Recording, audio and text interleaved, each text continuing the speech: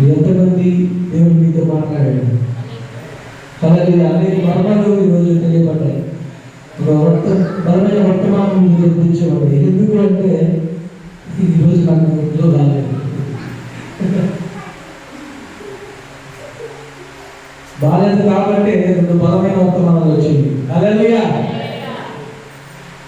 కొద్ది నిమిషాలు ఉండే రెండు వాక్యాలు చూపిస్తానండి.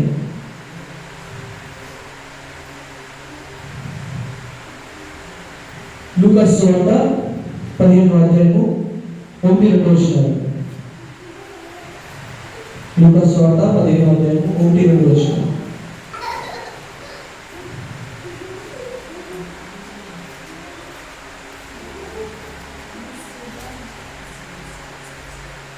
అది చదువుతాను.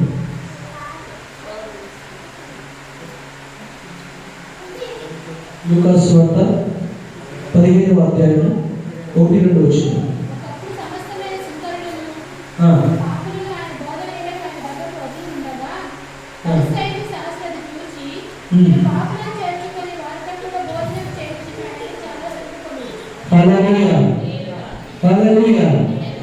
ఆయన బోధ చేసినప్పుడు ఆయన దగ్గరికి వచ్చిన పరిసయ్యులు, శాస్త్రులు అనబడిన కొంతమంది యూదులు ఏమనుకున్నారంటే, ఈయన ఎవరు? యేసుక్రీస్తు అనే పిలువబడుతున్న ఈయన ఒక పాపుల దగ్గర కూర్చొని వారితో ఉన్నాడు ఎందుకు అని చెప్పి వీరు అనుకుంటున్నారు.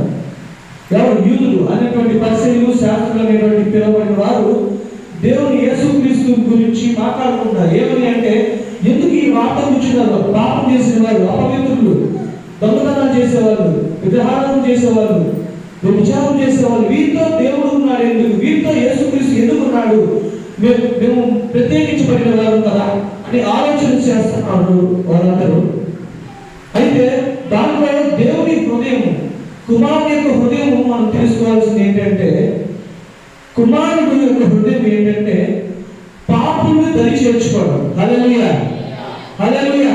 వాళ్ళు ఎంతటి పాపులైనా సరే వారిని దరి చేర్చుకోవడానికి ఆయన ఎంతో ఆసక్తి కలిగిన వాడు. హల్లెలూయా. అతన్ని దూషించినా సరే, ఆయన చిరాకు పడినా సరే వాళ్ళు పాపుల గురించి ప్రత్యేక శ్రద్ధ చూపించారు. హల్లెలూయా. అంటే పాపము చేసిన వారు కదా, నా దగ్గరికి రావడానికి వీలు లేదు అని తోసేయాలి. యూదులు మేము మంచిగా ఉన్నాము, పరిసయ్యులు యాజకులుగా ఉన్నాము, మా దగ్గర లేని వాళ్ళ దగ్గర ఏముంది? మేము నీతిగా బతుకుతున్నాం కదా, మేము యూదులము కదా, మేము క్రైస్తవులుగా ఉన్నాం కదా, మేము దేవుడిని ఆరాధన చేస్తున్నాం కదా, మరి ఏంటి మమ్మల్ని పట్టించుకోవడం లేదు అని ఆయన ఆలోచన చేస్తూ ఉన్నారు అక్కడ ప్రజలు. అయితే వాటికి 3 ఉపమానాలు చెప్పారు యేసుక్రీస్తు. మొదటిది 15వ అధ్యాయము 4-7 వచనాలు చదవడం అవసరం లేదండి. మీలో ఏ మనుషుడికైనను 100 గొర్రెలు కలిగి ఉండగా వాటిలో ఒకటి తప్పిపోయిన ఎడల అతడు 99ని అడవిలో విడిచిపెట్టి తప్పిపోయిన దొరికి వరకు దాన్ని వెతుక వెళ్ళడా? అది దొరికినప్పుడు సంతోషంతో దాన్ని తన భుజముల మీద వేసుకొని ఇంటికి వచ్చి తన స్నేహితులను, పొరుగువారిని పిలిచి, మీరు నాతో కూడా సంతోషించుడి, తప్పిపోయిన గొర్రె దొరికిందని వారితో చెప్పుదు కదా. హల్లెలూయా, హల్లెలూయా. తప్పిపోయిన గొర్రెల కోసం గొర్రెల కాపరి 99 అతని దగ్గర ఉన్నటువంటి మంచి గొర్రెలు, అంటే ఆయన సన్నిధిలో నిలబడిన గొర్రెల కాపరి దగ్గరే ఉన్న 99 గొర్రెలను విడిచిపెట్టి ఒక్క గొర్రె తప్పిపోతే ఆ గొర్రె కోసం వెళ్ళాడు. హల్లెలూయా, హల్లెలూయా. ఎందుకు అంటే ఒక్క ఆత్మ కూడా నశించుకోవడం ఇష్టం లేదు ఆ కాపరికి. హల్లెలూయా, హల్లెలూయా. అందుకనే ఒక్క గొర్రె తప్పిపోతే ఆ గొర్రె ఎక్కడ ఉంది? ఏ సమయం వచ్చింది అంటే, నా దగ్గర ఉండే సంరక్షణగా నేను చూస్తాను, నా దగ్గర లేదు, నేను నా సన్నిధానం మీద లేదు అని చెప్పి దేవుని హృదయం ఏం మాట్లాడుతుందంటే అక్కడి నుంచి వెతకడానికి వెళ్ళిపోయాడు. అంటే దానికి అర్థం ఏంటో తెలుసా? దేవుని కుమారుడు తప్పిపోయిన ప్రజల కోసం ఆయనే ఈ భూలోకానికి వచ్చాడు. హల్లెలూయా, హల్లెలూయా. తప్పిపోయిన ప్రజల కోసం తానే దిగి వచ్చాడు ఈ లోకానికి. హల్లెలూయా, హల్లెలూయా. ఎందుకు వచ్చాడు తెలుసా? నీలో నాలో పాపం ఉంది అని, నీవు తప్పిపోయావని, నీవు లోకంలో తిరుగుతుంటే అనేక శ్రమలు వస్తాయి, అనేక క్రూరములు వస్తాయి, వారి చేత నువ్వు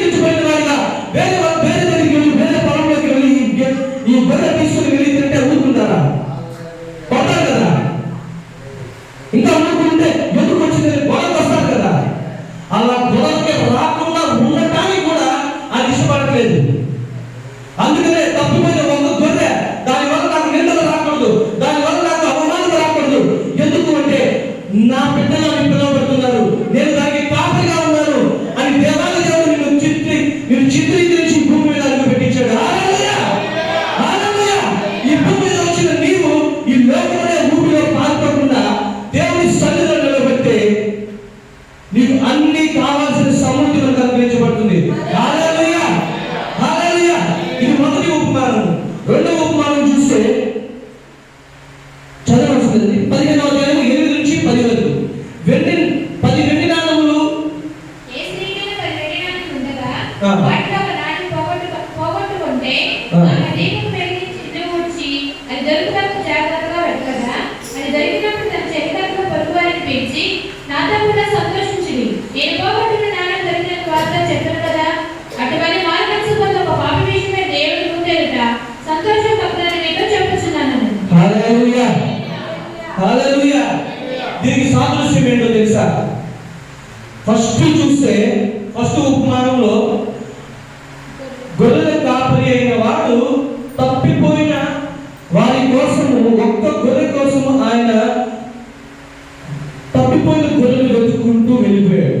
అంటే తండ్రి అయిన దేవుడు తన కుమారుని తప్పిపోయిన ప్రజల కోసం పంపించాడు ఈ లోకానికి. ఇప్పుడు ఆయన వచ్చాడు. ఇప్పుడు ఈ ఉపమానం ఎలా చూసుకుంటారంటే 10 నాణ్యాలు ఉన్నాయి ఆ దగ్గర. ఒక నాణ్యం పడిపోయింది, దానికోసం వెతకాలి. ఆ వెతికే సందర్భంలో ఆమె ఏం చేసిందంటే మొదటిగా తన ఇల్లు చీకటిగా ఉందని లాంత వేసింది. అంటే అక్కడ వెలుగు రావడానికి ఆమె మార్గాలను సాధనం చేసుకుని ఆ వెలుగు తీసుకొచ్చి చూపించింది. ఎక్కడైతే పడిపోయిందో ఆ స్థలంలో ఆమె వెలుగు కలిగేలాగా చేసింది. ఆ వెలుగులో పడిపోయిన ఆ నాణం ఎక్కడుందో దొరికింది. దొరికిన దానికి ఆమె ఏం చేసింది? ఇతరులకు వెళ్ళి సాక్ష్యం చెప్పింది. ఏమని? నేను 10 నాణాలు ఉంటే ఒక నాణ్యం పడిపోతే నేను వెతుక్కున్నాను, అది నాకు దొరికింది అని సంతోషంగా సాక్ష్యం చెప్పింది. అక్కడ గొర్రెల కాపరి ఉన్నాడు.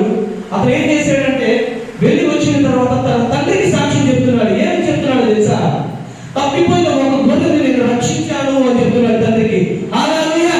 ఎందుకు తెలుసా?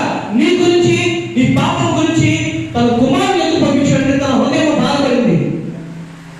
ఆ హృదయం బాధపడింది కాబట్టి తన కుమారుని పంపిస్తే ఆ కుమారుడు ఏం చేస్తాడంటే నీ పాపం క్షమించబడడానికి నేను ఎత్తుకొని నేను రక్షించి నీకు విడుదలించి ఆయన తన తండ్రి దగ్గరికి చేర్చాడు. హల్లెలూయా.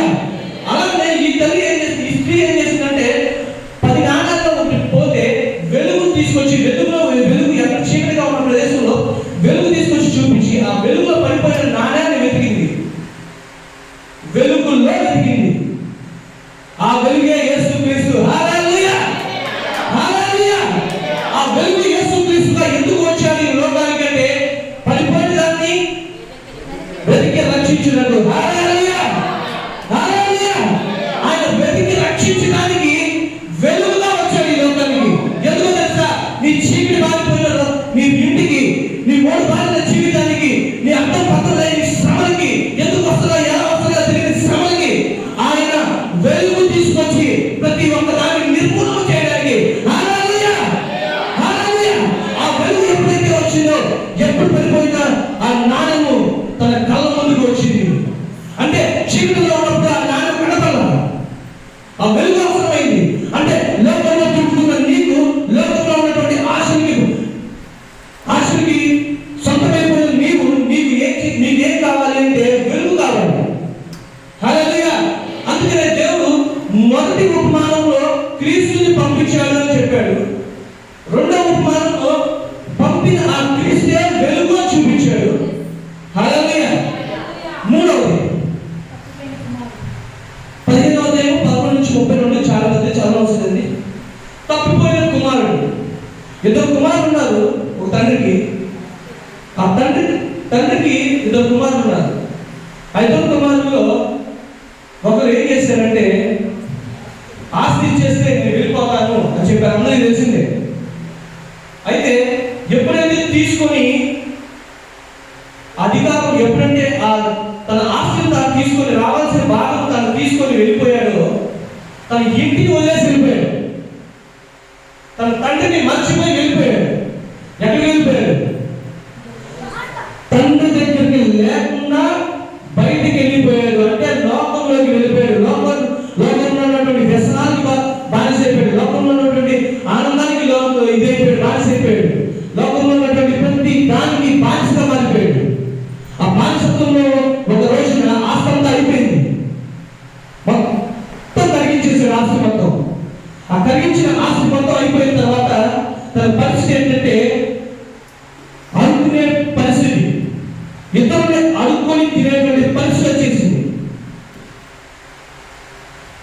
అటువంటి పరిస్థితుల్లో అతను ఏం చేశాడంటే, ఒక దగ్గరికి వెళ్తే పందులు పెంచడానికి ఒక స్థలం చూపించాడు. అక్కడ పంపిస్తే ఆ పందులకి అది కనుక దానిలో నుంచి అనుకున్నాడు, పందులు తినే ఆ పొట్టు తినడానికి కూడా సిద్ధమైపోయాడు. ఎక్కడ తండ్రిని విడిచి లోకంలోకి వెళ్ళిపోయిన తర్వాత తన పరిస్థితి ఎలా ఉంది?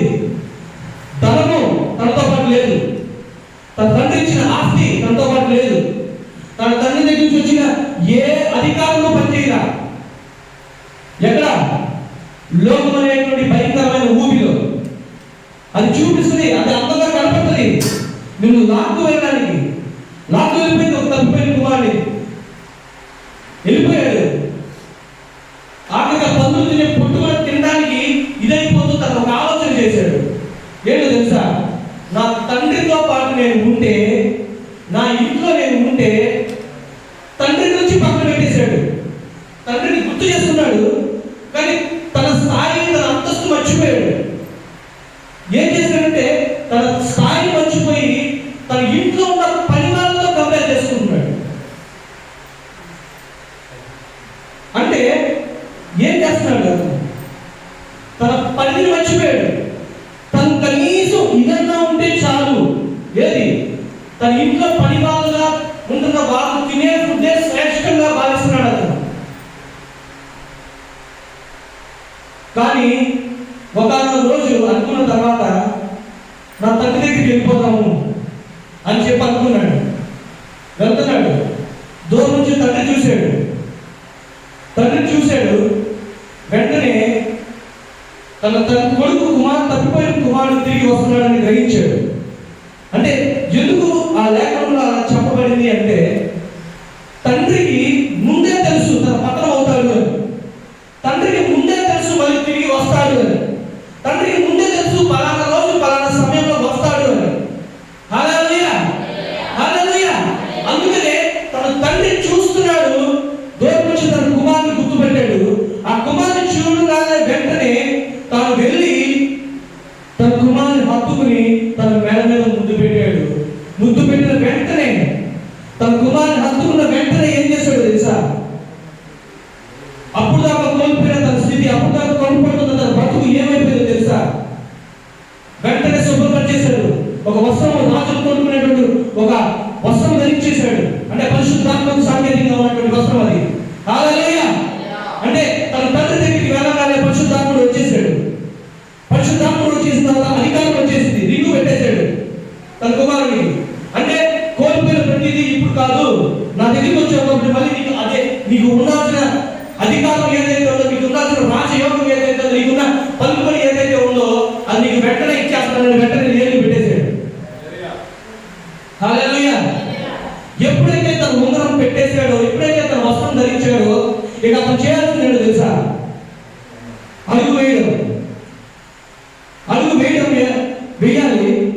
కానీ తన అడుగుకు కూడా ఎటువంటి కమ్మకుండా ఏం చేశాడంటే చెప్పులు తొడిగాడు. అంటే లోకంలో అనేటువంటి ఊబిలో కనీసం మట్టి కూడా నీ కాళ్ళు తగలకూడదు. హల్లెలూయా. మట్టి కూడా నీకు తాగకూడదని తను ఏం చేశాడు తెలుసా? చెప్పులు తొడిగి గురానికి తీసుకుని వెళ్ళాడు. హల్లెలూయా. గురానికి తీసుకెళ్ళిన అతను ఏం చేశాడు తెలుసా? గొర్రె పిల్లని వధించాడు. తిరిగి వచ్చిన కుమారుని సంతోషపరచడానికి ఒక గొర్రె పిల్ల ఆ రక్తం అక్కడ చిందించబడింది. హల్లెలూయా, హల్లెలూయా. ఆ వెలుగు వచ్చింది. ఆ వెలుగు ఏమైందంటే గొర్రె పిల్లలాగా వధించబడింది. ఆ రక్తంలో నీకు ఏమొచ్చిందో తెలుసా? పరిశుద్ధాత్మ శక్తి వచ్చింది. ఆ రక్తంలో ఏమొచ్చిందో తెలుసా? నీకు అధికారం వచ్చింది. ఆ రక్తం నుంచి ఏమొచ్చిందో తెలుసా? కాళ్ళకి కూడా ఎటువంటి హాని తాగకుండా నీకు చెప్పులు తొడిగేశాడు ఆయన. హల్లెలూయా, హల్లెలూయా.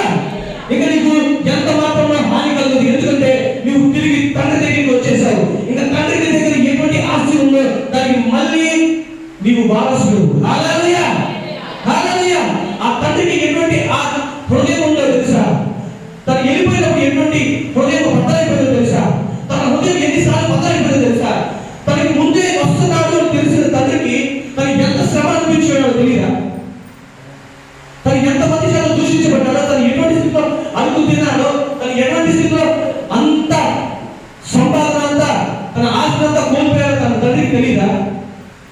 కోల్పోయాడు కాబట్టి తను తిరిగి వస్తున్నాడని గ్రహించాడు ముందే.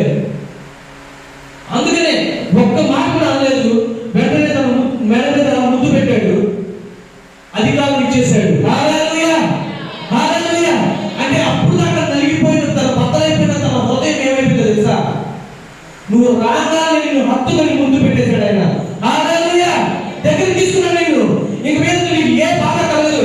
ఇక మీద ఇప్పుడు దాకా పనులు తిన్నట్టున్నావు, ఇక మీద నువ్వు పనులు తినవు. నువ్వు శ్రేష్టమైనవి నా పొలంలో పనులైనటువంటి ప్రతి విధమైన శ్రేష్టమైన భోజనం నీకు సిద్ధపరుస్తాను అని పవిత్రమైన పుష్టిగా గొర్రెలు అక్కడ భరించాడు ఆయన. హల్లెలూయా. ఎందుకు తెలుసా? లోకంలో చిక్కుబడిపోయిన వాడు, లోకంలో చిక్కుబడి తిరుగుతూ ఉన్నటువంటి వాడు, అడుగు తినేటువంటి పరిస్థితిలో ఉన్నవాడు, సరిగ్గా తిండి కూడా లేని వాడు, బలహీనుడిగా ఉండిపోయాడు. అంటే లోకంలో ఉన్నటువంటి వాడిని ఉంటే బలహీనుడిగా మారిపోతావు. ఆ బలహీనుడిగా నువ్వు ఎప్పుడైతే మారిపోతావో నీ దగ్గర సామర్థ్యం ఉండదు. అందుకని అతని సామర్థ్యం ఏమైపోయిందో తెలుసా? తన ఇంటిలో యజమానుడి, తన తండ్రి యజమానిగా ఉన్న యజమాని గుర్తు రాలేదు. తన ఇంట్లో పనివాడు గుర్తొచ్చాడు. తన ఇంట్లో పనివాడికి భోజనం గుర్తొచ్చింది, కానీ తన తండ్రి స్థానం గుర్తు రాలా. లోకం ఏం చెప్తుందో తెలుసా? నీ స్థాయిని దిగజారే స్థాయిగా చూపిస్తుంది. లోకం ఏం చెప్తుందో తెలుసా? నీ స్థాయి ఇదే అని చూపిస్తుంది. ఏది? బానిసగా బతుకుతున్న తన పనివాడి స్థాయి నీ స్థాయి అని చెప్తుంది లోకం. కానీ దేవాది దేవుడు ఏం చెప్తున్నాడు తెలుసా? తన తండ్రి ఏం చెప్తున్నాడు తెలుసా? దగ్గరికి రాగానే నువ్వు పనివాడిగా ఉండాల్సిన వాడివి కాదు, నువ్వు పాపంలో ఉన్నటువంటి వాడివి కాదు. ఎప్పుడైతే ఆయన సన్నిధిలోకి వచ్చాడో, తన హత్తుకున్నాడో, తన పాపము విరగొట్టబడింది. హల్లెలూయా. పాపం విరగొట్టబడింది, తన అధికారం కలిగి వచ్చింది. ఇక బానిసలాగా తన పనివాడికి కింద తినేటువంటి భోజనం కాదు, శ్రేష్టమైన భోజనం సిద్ధపరిచాడు అక్కడ. హల్లెలూయా, హల్లెలూయా. యెషయా గ్రంథంలో కీర్తనల గ్రంథం 47:3 ఉంటుంది కదా, గుండె చెదరని వారిని ఆయన బాగు చేయవాడు, వారి గాయములు కట్టువాడు. హల్లెలూయా, హల్లెలూయా. ఈరోజు మీ గృహాలు, మీ ఇల్లు, మీ హృదయము ఎన్నిసార్లు బద్దలైపోయిందో మీకంటే అన్నిసార్లు ఆయన హృదయం బద్దలైపోయింది. మీరు చేసే ఆలోచనల వల్ల, మీరు చేసే చూపుల వల్ల, మీరు చేసేటువంటి పాపముల వల్ల, మీరు చేసేటువంటి ప్రతి పని వల్ల ఆయన గుండె ఇప్పటికీ బద్దలైపోతూనే ఉంది.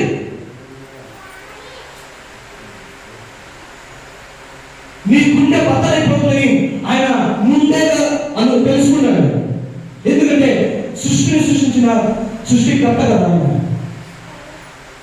ఆయన ఏమీ లేనప్పుడు జలములతో అల్లాడుచున్న ఈ సృష్టిలో ఆరంభంలో ఆయన ఆత్మ ఎలా అల్లాడింది? ఆయన అల్లాడుచున్న ఆత్మగా ఆయన అమలు మీద ఉన్నప్పుడు ఆయన ఆలోచన ఏమైందో తెలుసా? ఆయన తనకు కావాల్సిన నెమ్మది దొరకలేదు. అందుకనే ఇది నాకు నచ్చలేదు అని తనని స్తుతించడానికి, తన వైపు ఉండటానికి, అప్పుడు దాకా నిత్యము పరిశుద్ధులను కొలబడిన దేవదూతలకు మనకి నచ్చలేదు, అవసరం లేకపోయారు, సరిపోలేదు. 24 పెద్దలు ఉన్నారు ఆ సింహాసనం చుట్టూతా. ఆ 24 పెద్ద మంది సరిపోలేదు ఆయనకి. ఇంకా నాకు కావాలి అని తను ఏమనుకున్నాడు తెలుసా? ఒక సృష్టిని సృష్టిద్దాం అనుకున్నాడు. అదే నూతన సృష్టి, నువ్వు నేను. హల్లెలూయా, హల్లెలూయా. ఆ సృష్టి ఏమైందో తెలుసా? దాని అంతరార్థం ఏమైందో తెలుసా?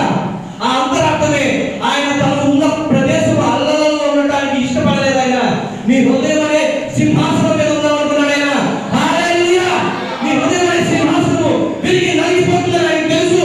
అందుకే నేను ఉపమానాల రీతిగా మూడు ఉపమానాలు ఇచ్చాడు. ఆ ప్రతి ఉపమానంలో తన తండ్రి ఎటువంటి స్థితిలో ఉన్నాడో, తన తండ్రి ఎటువంటి హృదయ వేదన అనుభవించాడో, తన హృదయం ఎన్నిసార్లు బద్దలైపోయిందో చూపించాడు తన తండ్రి హృదయం.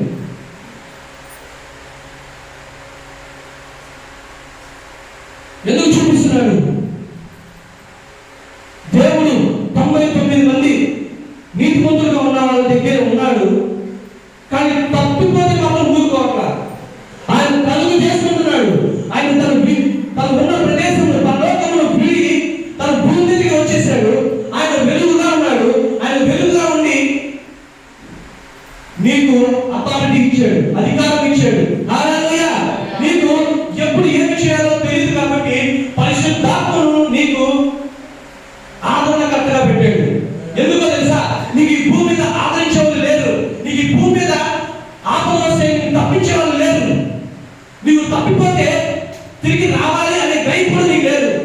పరిశుద్ధాత్ముడు వచ్చాడు కాబట్టి నీకు ఆదరణ కట్టుగా ఉన్నాడు. నువ్వు ఏ పాఠాలలో ఉన్నా సరే నీ ఆత్మ చెప్తుంది నువ్వు విడుదల ఆయన దగ్గర ఉంది అని. హల్లెలూయా, హల్లెలూయా. ఎందుకు తెలుసా? ఆ గొర్రెపిల్ల రక్తం చెప్తుంది నీవు శుద్ధుడిగా రావడానికి నా దగ్గరికి రావాలి అని. అందుకని ఆయన వచ్చాడు, నువ్వు శుద్ధిని చేశాడు. ఆయన శిలువ మానుపై తిరిగి వేలాడి తిరిగి లేచాడు ఆయన. హల్లెలూయా, హల్లెలూయా. ఎందుకో తెలుసా? తన హృదయం బద్దలైపోయింది, తన హృదయం వేదన పడింది. ఇక మీద నువ్వు వేదన పడదు అసలు. ఇక మీద నీకు గుండె పగిలిపోవడం పని లేదు.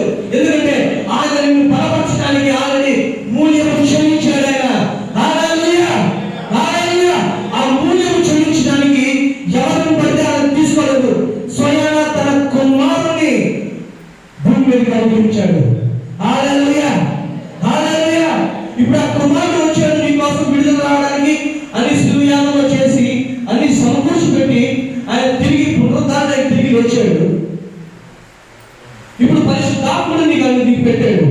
ఈ పరిశుద్ధాత్ముడు మీరు ఎప్పుడు పొందుకుంటారు అంటే నీవు ఈ లోకంలో ఉన్నప్పుడు కాదండి, నీ పాపం చేస్తుండగా కాదు, నీ కళ్ళు మూసిపోయినప్పుడు కాదు, నీకు ఒక వాక్యం ద్వారా, నీకు ఒక రోగం ద్వారా, నీకు అనేక శ్రమల ద్వారా ఉన్న టైంలో ఒక మనిషి చెప్తాడు. ఒక పరిశుద్ధాత్ముడి చేత నువ్వు నడిపించబడ్డ ఒక మనిషి దగ్గరికి ఒక సాక్ష్యం వింటావు, లేదంటే ఒక వాక్యం వింటావు, లేదంటే ఎవరి దగ్గర చెప్పిన సాక్ష్యం నువ్వు వింటావు, లేదంటే ఇతరుల దగ్గర నువ్వు సాక్ష్యం చూస్తావు. ఎప్పుడైతే చూస్తావో ఆ జీవం నీలో వస్తుంది.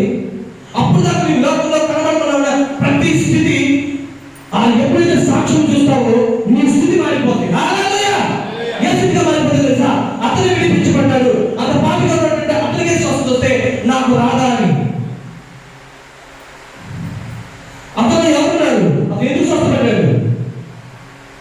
అతను దేవుని దగ్గర ఉన్నాడు, దేవుని ఏర్పరిచిన స్థలంలో ఉన్నాడు, నీతిమంతుడిగా పిలువబడుతున్నాడు. అందుకని ఆయన స్వస్థత జరిగింది. ఇప్పుడు నీకు స్వస్థత జరగాలంటే అతను చూస్తే జరుగుతుంది. ఎంతమందికి అర్థమవుతుంది?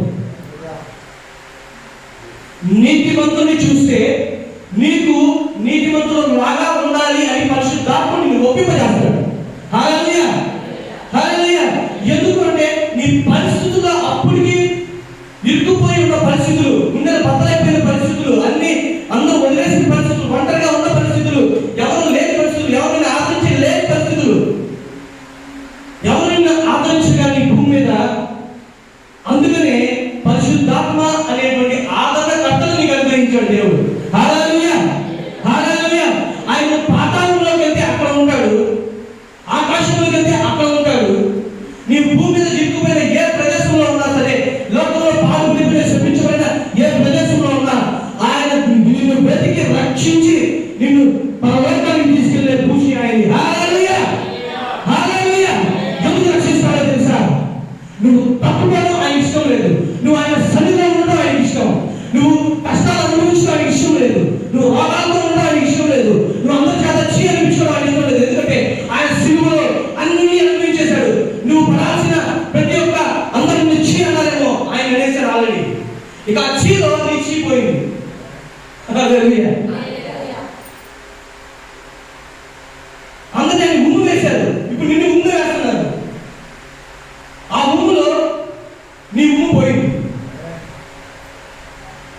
ఆయన కొట్టారు దెబ్బలు, ఆ దెబ్బలో నువ్వు పడుతున్నావు దెబ్బలు, ఆ దెబ్బలు పోయింది.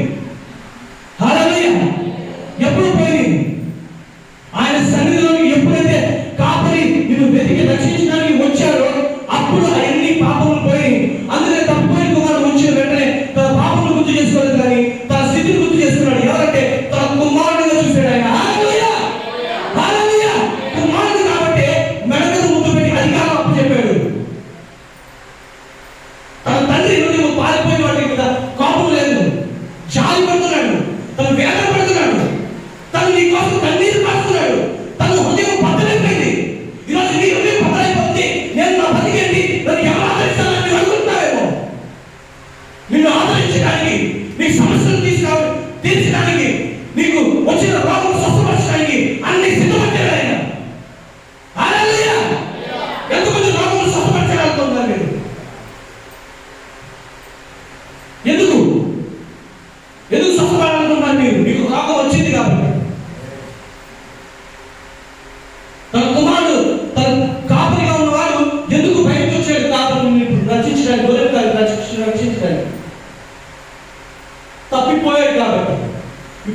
రోగం వచ్చింది, నువ్వు స్వస్థపడాలి అంటే కాపరి దగ్గరికి రావాలి. ఎందుకంటే నువ్వు లోకంలో ఉన్నావు, లోకంలో అనేకమైన వచ్చినాయి, నిన్ను దారి చేస్తున్నాయి, ఆ ప్రతి దారి నీ మీద పడుతుంది. అందుకని ఆయన నిన్ను రక్షించి తీసుకెళ్ళి మళ్ళీ నీతిమంతులు ఎక్కడ ఉన్నారో అదే స్థలంలో పెట్టేశాడు. హల్లెలూయా. అంటే నీ స్థానం లోకము కాదు, గుర్తుపెట్టుకోవాలి. నీ లోకం శపించుకొని నీ లోకం కాదు, లోకంలో ధనాశలు కాదు, ధనాశల మధ్య అందరూ కుటుంబంగా తయారు మనుషుల మధ్య కాదు. నీ స్థానము ఆయన ఉండే స్థానం. హల్లెలూయా. ఆ స్థానం ఏ స్థానం చేశాడు తెలుసా? నీ హృదయం అనే సింహాసనంలో ఆయన కూర్చున్నాడు ఈ రోజున. హల్లెలూయా. ఎంతమంది ఆహ్వానిస్తున్నారు ఆయన ఈ రోజు నీ జీవితంలో? నీ హృదయంలో ఆయన సింహాసనాసీనుడిగా రాబోతానికి ఎంతమంది ఇష్టపడుతున్నారు? ఆయన తిరిగి వచ్చినప్పుడు నీ హృదయం ఏమవుతుందో తెలుసా? విరిగిపోయిన ప్రతి ఒక్క స్థితి కట్టబడిపోతుంది. నువ్వు ఎప్పుడైతే లోకంలో పడిపోయి కన్నీరు కాచి ఉన్నావో ఇక నీ కన్నీరు బాష్పాలు తుడిచిపోతాయి, ఇక ఆనంద బాష్పాలు వస్తాయి. ఎందుకో తెలుసా? ఆయన నీ కన్నీటిని ప్రతిగా ఆనంద బాష్పాలను తీసుకొస్తాడు ఆయన. హల్లెలూయా. హల్లెలూయా. అందరూ కళ్ళు మూసుకొని చిన్న ప్రార్థన చేసుకోకూడదు అన్నమాట. పరిశుద్ధుడు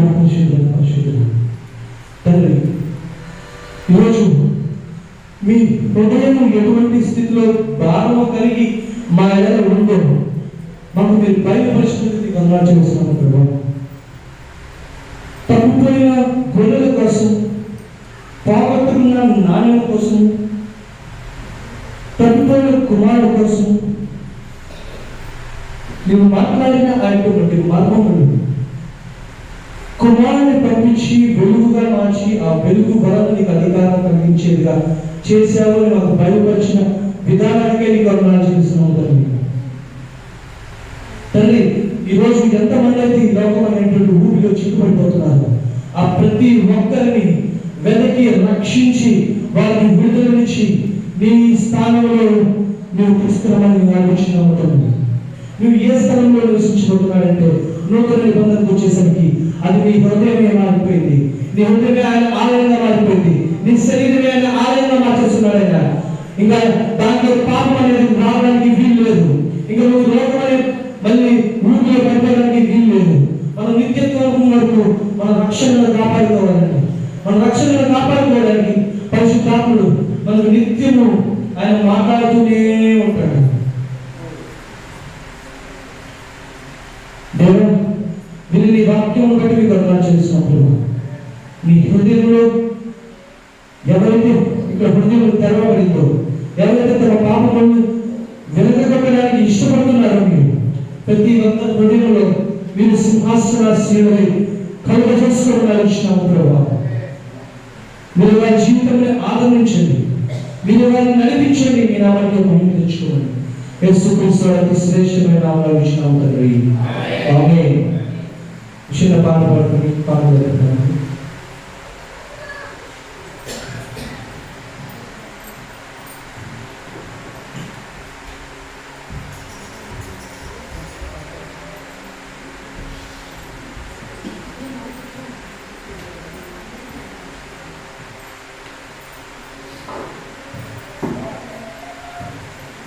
హల్లెలూయా. కృపా సత్య సంపూర్ణుడు అనే పాట పాడి దేవుని నామాన్ని మహిమపరుచుదాం. కృపా సత్య సంపూర్ణుడా సర్వలోకానికే చక్రవర్తివి నీవే యేసయ్యా. సర్వలోకానికే చక్రవర్తివి నీవే యేసయ్యా. నా సన్మానానికే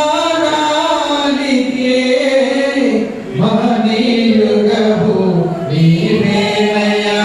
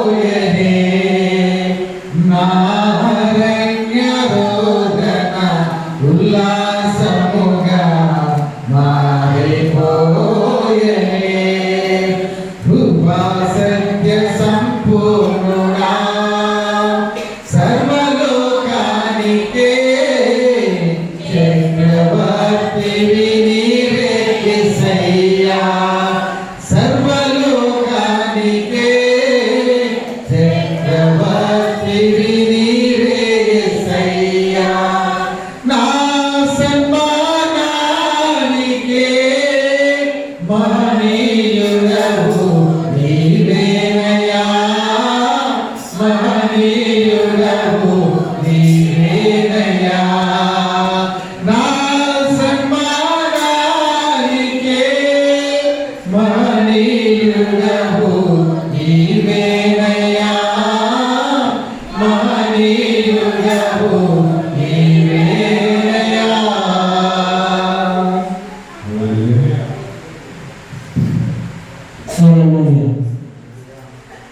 ఇచ్చిన కారణం కోసం ప్రత్యేకంగా ప్రార్థించారు.